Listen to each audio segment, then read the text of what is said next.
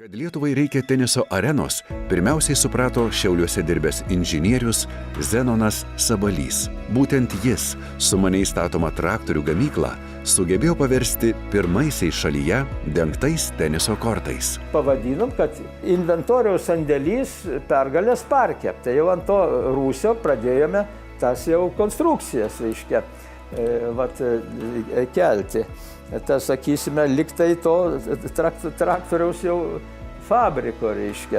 Nu, tai daržinė tokia, vadinam daržinėmis. Tada rašė, reiškia, ir laikraščiai, kad čia vasiukai, kad čia stato, kad čia aš kur tai namą Klaipėdoje statausi, gvelbi pinigus, taip toliau. Paskui aš jiems sakau, kad jūs durniai, sakau, sakytumėt, kad aš Palangoje statausi, o tai būtų, ką man Klaipėdoje statyti namą?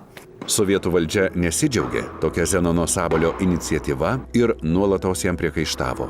Siūlė statomus kortus atiduoti krepšiniui ar futbolui, tačiau baigti šį darbą buvo Zenono garbės reikalas. Man būdavo didžiausias malonumas, kai aš ateinu, jau ten aš kurį laiką nebuvęs, ir tie vaikai su manim sveikinasi, paskui žiūri, tokie berniokai sveikinasi. Tai kaip ordinas. Arba ten kur nors, reiškia, nuvažiuoja ten, kur ten buvo Vilniuje tie kortai.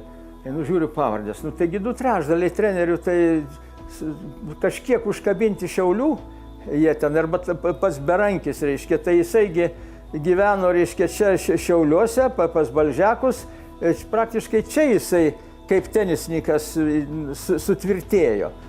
Taip 1992-aisiais Šiauliuose atsidaro pirmieji uždari 4 aikštelių teniso kortai, kuriuose iki šiol vyksta įvairūs čempionatai. Vėliau tuo pačiu traktorių gamyklos modeliu pasinaudojo ir vilniečiai, atidarė identišką Šiauliams Karolinos teniso areną.